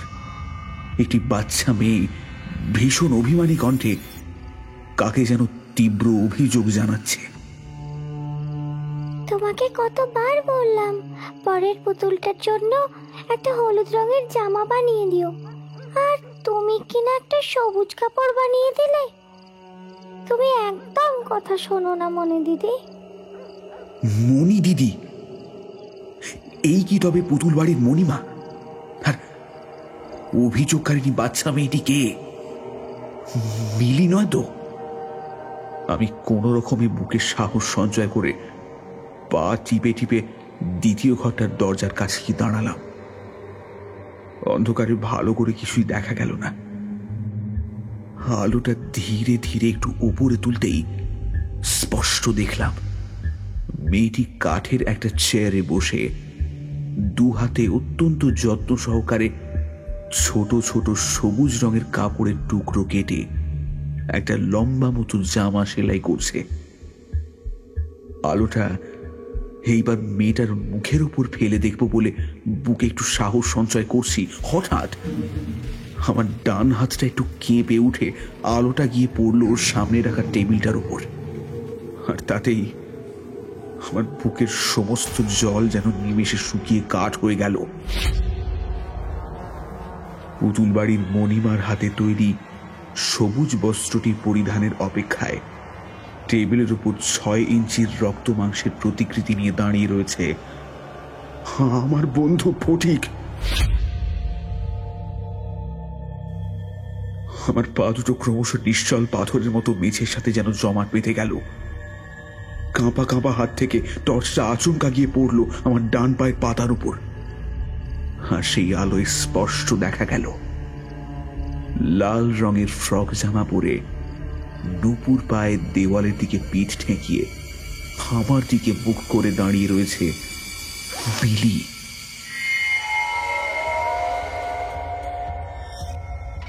বিলিকে এক ঝলক দেখেই চিনতে পারলাম আমি। টর্চের আলোটা ওর মুখের উপরে গিয়ে পড়ে স্থির হয়ে রইল। আমি একটা অদ্ভুত ঘোরের মধ্যে মিলির চোখে চোখ রেখে পাথরের মূর্তির মতো দাঁড়িয়ে রইলাম।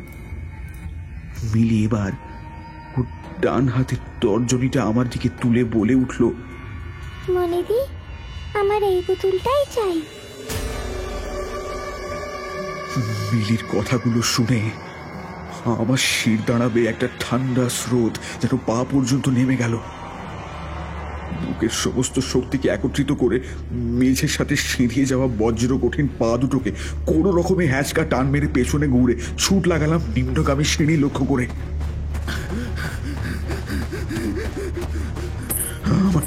আমার পেছন পেছন সমান গতিতে ধাওয়া করে চলল সেই নুপুরের রুনুঝুনো শব্দ। দৌড়তে দৌড়তে হঠাৎই সিঁড়িতে পা হড়কে গেল আমার। আর কোনো কিছু বুঝে উঠবার আগেই আমি আছড়ে পড়লাম একেবারে নিচে। পর মুহূর্তেই জ্ঞান হারালাম আমি।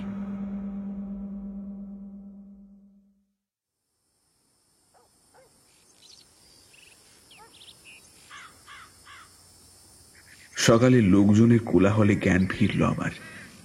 দেখলাম আমি একটা পোড়ো বাড়ির ধ্বংসাবশেষের সামনে ফাঁকা মাঠে পড়ে রয়েছি। কোথায় গেল সেই সুদীর্ঘ পাঁচিল, ইট পাতা রাস্তা আর অট্টালিকার সমসী তিনতলা বাড়িটা? পরিবর্তে সেখানে বিরাজ করছে কোনো এক পুরনো জরাজীর্ণ পরিত্যক্ত বাড়ির চারিদিকে দেওয়ালের ভাঙা কিছু অংশ। গ্রামবাসীদের গতকাল রাতের ভয়াবহ ঘটনার কথা বলাতে অনেকেই বিশ্বাস করল। তারা নাকি নিজেরাও সন্ধ্যের পরে এই এলাকার ওপর দিয়ে যাতায়াত করে না। অবশেষে লোকমুখে পুতুল বাড়ির ইতিহাস খানিকটা জানা গেল।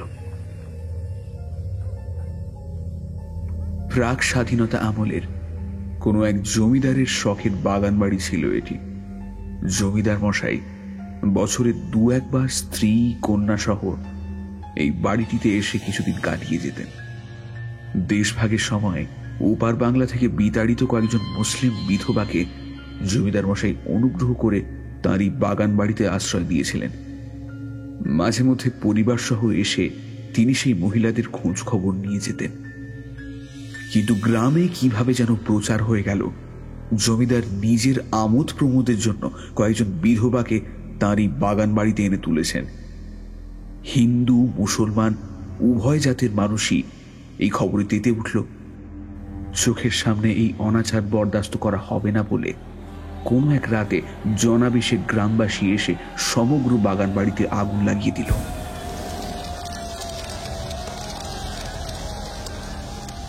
জমিদার মশাইয়ের গিন্নি ওই দিন সন্ধ্যায় হঠাৎ অসুস্থ বোধ করায় তিনি কবিরাজের সন্ধানে গিয়েছিলেন। কবিরাজকে সঙ্গে করে যতক্ষণে তিনি ফিরে এসেছিলেন ততক্ষণে সব শেষ হয়ে গিয়েছে। জমিদার গিন্নির সাথে সেই রাতে গ্রামবাসীর রোষের বলি হয়েছিল তাদের আদরের একমাত্র মেয়ে মণি। বাড়ির বৃদ্ধ চাকর এবং তার নাতনিটিও সেই ভয়ঙ্কর আগুনের হাত থেকে রক্ষা পায়নি। সেই থেকে এই বাড়ির আশপাশ কেউ মারায় না। অনেকেই বলে গভীর রাতে দূর থেকে এই বাড়ির মহিলাদের তীব্র আর্তনাদ শোনা যায়। কখনো আবার বাড়ির সীমানা বরাবর শোনা যায় নুপুরের রুনুঝুনু শব্দ।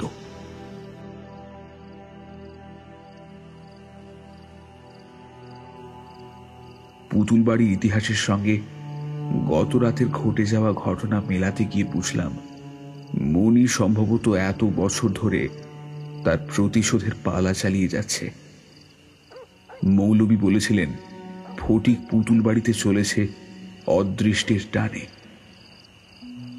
সেই ভয়ঙ্কর রাতে আগুনের মশাল হাতে ২০ জন গ্রামবাসীর মধ্যে একজন ছিল আমাদের ফটিক। এই জন্মে সে হিঙ্গলগঞ্জের ফটিক রূপে জন্মগ্রহণ করেছে।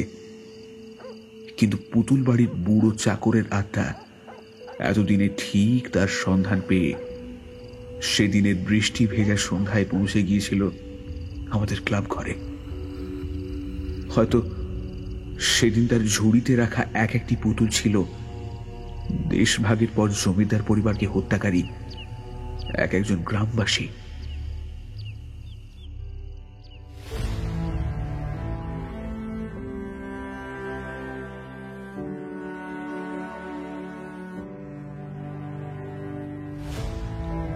কেমন লাগলো আমাদের এই পরিবেশনা?